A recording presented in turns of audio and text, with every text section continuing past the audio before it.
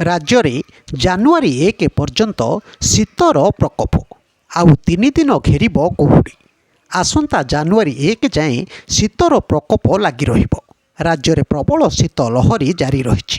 ରାଜ୍ୟର ବିଭିନ୍ନ ସ୍ଥାନରେ ଘନ କୁହୁଡ଼ି ହେବାର ସମ୍ଭାବନା ଦେଖାଦେଇଛି। ପାଖାପାଖି ଆହୁରି 3 ଦିନ କୁହୁଡ଼ି ଘେରିବ। ଭାରତୀୟ ପାଣିପାଗ ବିଭାଗ IMDର ପୂର୍ବାନୁମାନ ଅନୁଯାୟୀ ଆଗାମୀ ଜାନୁଆରୀ 2ରୁ କମିବ ଶୀତ।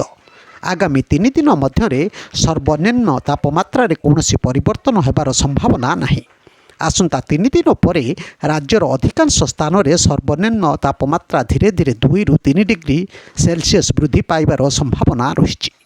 ରାଜ୍ୟରେ ଶୀତ ଲହରୀ ଜାରି ରହିଥିବାରୁ ରବିବାର ସକାଳେ ରାଜ୍ୟର 13 ଗୋଟି ସ୍ଥାନରେ ସର୍ବନିମ୍ନ ତାପମାତ୍ରା 10 ଡିଗ୍ରୀ ସେଲସିୟସ୍ ତଳେ ଥିଲା ବୋଲି ଜଣାପଡ଼ିଛି।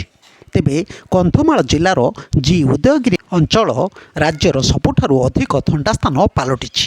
ସେଠାରେ ସର୍ବନିମ୍ନ ତାପମାତ୍ରା 3.5 ଡିଗ୍ରୀ ସେଲସିୟସ୍ ରେକର୍ଡ କରାଯାଇଛି। ସେହିପରି କନ୍ଧମାଳର ଦାରିଙ୍ଗବାଡ଼ି ଏବଂ ଫୁଲବାଣୀର ମଧ୍ୟ ହାଡ଼ଭଙ୍ଗା ଶୀତ ଅନୁଭୂତ ହେଉଛି। ଉଭୟ ସ୍ଥାନରେ ତାପମାତ୍ରା ଯଥାକ୍ରମେ 6 ଡିଗ୍ରୀ ସେଲସିୟସ୍ ପର୍ଯ୍ୟନ୍ତ ଖସିଯାଇଛି। IMD ଅନୁସାରେ ଜାନୁଆରୀ 1 ତାରିଖ ସକାଳ ପର୍ଯ୍ୟନ୍ତ ରାଜ୍ୟର ଅନେକ ସ୍ଥାନରେ ଘନ କୁହୁଡ଼ି ଲାଗି ରହିବ। ତେବେ ଜାନୁଆରୀ 2 ଠାରୁ ଶୀତ କମିବାର ସମ୍ଭାବନା ରହିଛି। ସେହିପରି ଡିସେମ୍ବର 30 ସକାଳ ସୁଦ୍ଧା ଭଦ୍ରକ, ବାଲେଶ୍ୱର, ସୁନ୍ଦରଗଡ଼, ସମ୍ବଲପୁର, ଅନୁଗୁଳ, ଢେଙ୍କାନାଳ, କଳାହାଣ୍ଡି, କନ୍ଧମାଳ ଏବଂ ନୟାଗଡ଼ ଜିଲ୍ଲାରେ ଘନ କୁହୁଡ଼ି ହୋଇପାରେ ବୋଲି IMD ପୂର୍ବାନୁମାନ କରିଛି। ତେବେ ଆଜି ଭୋର ସମୟରେ ରାଉରକେଲାରେ 5 ଡିଗ୍ରୀ ସେଲସିୟସ୍ ତାପମାତ୍ରା ରହିଥିବା ଜଣାପଡ଼ିଥିଲା। ବ୍ୟୁରୋ ନ୍ୟୁଜ୍ ଓଡ଼ିଶା କଥା।